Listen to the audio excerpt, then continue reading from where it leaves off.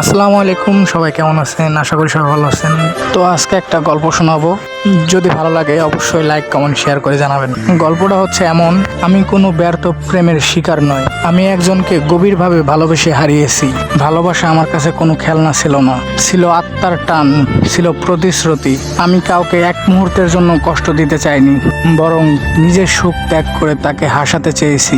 কিন্তু তাও সে থাকেনি। কখনো কখনো ভালোবাসা সত্ত্বেও আমাদের জীবনে স্থায়ী হয় না।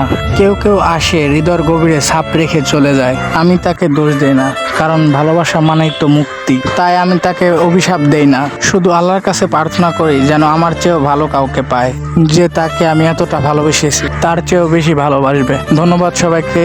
গল্পটা দিয়েছে আমার এক সাবস্ক্রাইবার, তো তাকেও ধন্যবাদ এত সুন্দর করে তার লাইভ স্টোরিটা বলার জন্য। তো আপনাদেরও যদি থেকে থাকে তো জানাবেন অবশ্যই। আসসালামু আলাইকুম।